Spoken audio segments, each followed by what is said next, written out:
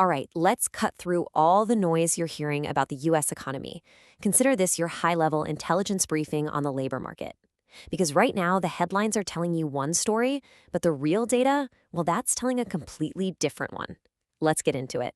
So, our briefing kicks off with this number. The official January jobs report drops, and wow, on the surface, it looks incredible. A gain of 130,000 jobs. That's way more than anyone expected.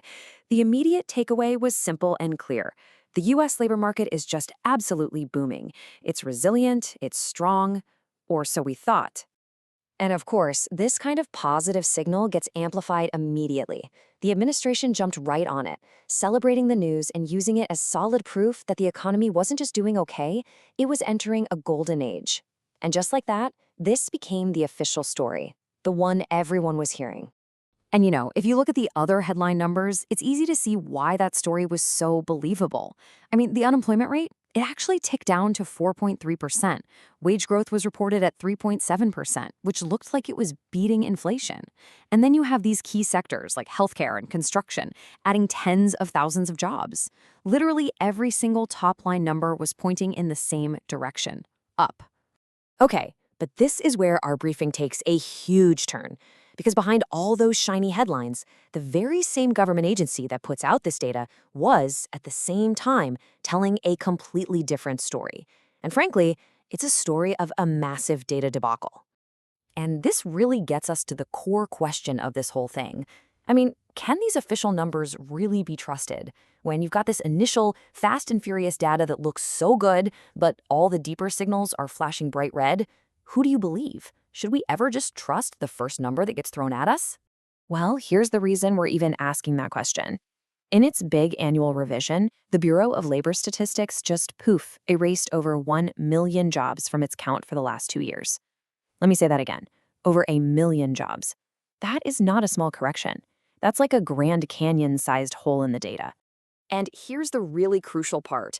This isn't some outside critic poking holes in the numbers. Nope. This is the BLS, the government agency itself, coming out and basically admitting its first estimates were way off. See, for these revisions, they use much better, more comprehensive data from state tax records. And that more accurate data, it paints a much, much weaker picture of the economy. To really get a sense of how big this error was, just look at a single year, 2025. The government originally told us, hey, we added 584,000 jobs. The real number, the more accurate one, a measly 181,000. That means they overstated it by 69%. Think about that. For an entire year, actual job growth was basically flat, almost zero.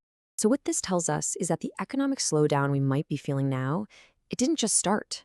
The revised data proves the labor market actually started getting weaker way back in late 2023.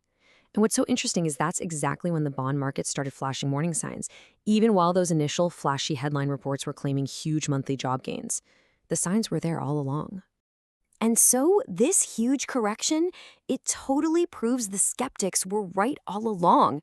For more than a year, we've had these two completely opposite views of the U.S. economy clashing with each other. And now we know which side was actually seeing things clearly. So in one corner, you had the Federal Reserve. They were looking at those initial rosy monthly reports and saying the labor market is strong and resilient. But in the other corner, you had the bond market, and it was signaling something totally different, that the economy was weak and getting weaker. We can now say for sure the bond market was reading the tea leaves perfectly. This also explains that whole vibe session thing. Remember that? For months, you had experts dismissing how people felt about the economy. They'd say, look at the strong jobs data. Your feelings are wrong. Well, guess what? It turns out the public wasn't wrong at all.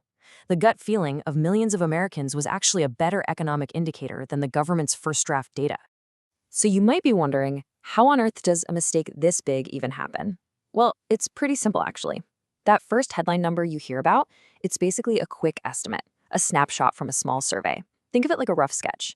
Much later, the BLS goes back and does a full, detailed count using actual tax data. That's the final painting. And once a year, they have to adjust the sketch to match the painting. The huge problem is, lately, that initial sketch has been, wildly inaccurate. Okay, so we've got the rosy headline report on one hand and the really grim revised history on the other. But wait, there's a third piece of intelligence we have to look at. And this one is about the future. And honestly, it might be the most alarming piece of the puzzle. Look at this number. In January, announced corporate layoffs shot up by 205% just from the month before. That is not a little blip on the radar. That is a massive, sudden spike. It tells you companies are slamming on the brakes and changing their whole outlook for the year ahead. And to really put that into perspective, this was the worst January for layoffs since 2009. Just let that sink in for a second. The last time we saw a January this bad, the entire global economy was in the middle of cleaning up the mess from the 2008 financial crisis. That comparison alone should tell you this is a very, very serious warning sign. And look, these cuts aren't just in one or two troubled industries. They are happening everywhere. Transportation, which is always a great indicator of how much stuff is moving around the economy, was hit hard. The tech sector, the engine of growth, it's still cutting back. And what's really telling is that even safe sectors like healthcare are seeing big cuts. That signals that companies across the board are feeling the pressure. Now here's the second part of that 1-2 punch. At the exact same time layoffs are spiking, companies' plans to hire new people are just collapsing. They hit their lowest January level ever on record. And that's the key takeaway right there. This isn't just about some companies laying people off while others hire them. This is the whole market slowing down. It's a real contraction. So, where does all this leave us? It's a bit of a mess, right? We have 3 totally different, totally contradictory pieces of intelligence. The real key to making smart decisions now is figuring out how to navigate this mess. So let's just lay it all out one more time. You've got signal number 1, the headline report. It's screaming the economy is booming. Then there's signal number 2, the official revisions. They tell us there's been a long-running slowdown that we just couldn't see. And finally, signal number 3, the corporate layoff announcements. And that one points to a future that's looking pretty weak. The strategic implications here are just massive. So what does this mean for the Federal Reserve? Well, that strong headline number makes it really hard for them to cut interest rates, even if the real economy is crying out for it. And for the political narrative, that whole strong economy talking point is suddenly standing on very shaky ground. And for anyone investing, the message is crystal clear. If you're making big decisions based only on those first headlines, you are taking on a huge amount of risk. And that brings us to the final critical question that you have to ask yourself. The initial headlines, they give you the simple official story. The big data revisions, they show you what was really happening in the past. And all those layoff announcements, they give you a pretty good glimpse of where things are heading. So in an economy sending out so many mixed signals, the real question is, which one are you going to pay attention to?